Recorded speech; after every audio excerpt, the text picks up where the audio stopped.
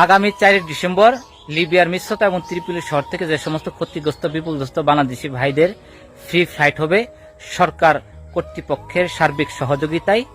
সেই ফ্লাইটে জেলে থাকা আটক বাংলাদেশি নাগরিকদের অনেক পরিবার বলতেছেন যে বাহিরের যে ফ্লাইটগুলো হবে 4 ডিসেম্বর সেই ফ্লাইটে জেলে থেকে কোনো লোক দেওয়া হবে কিনা, কি দেওয়া যাবে কিনা, তাদের উদ্দেশ্যে বলছি প্রিয় ভাই বন্ধুরা, এই বাহির থেকে যে ফ্লাইটগুলো হবে 4 ডিসেম্বর এটা একদমই হিসাব ভিন্ন, এটা একদমই আলাদা। এটা সরকার কর্তৃপক্ষের থেকে এই ফ্লাইটটি হচ্ছে বাহিরে থাকা ক্ষতিগ্রস্ত বিপদগ্রস্ত বাংলাদেশি নাগরিকদের জন্য। যারা জেলে আছে তাদের ফ্লাইটটা একদমই ভিন্ন।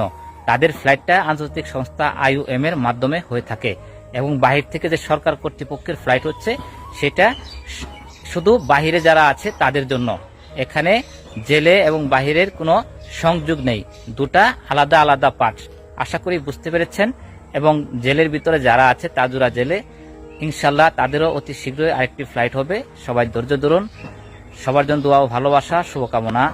আসসালামু আলাইকুম।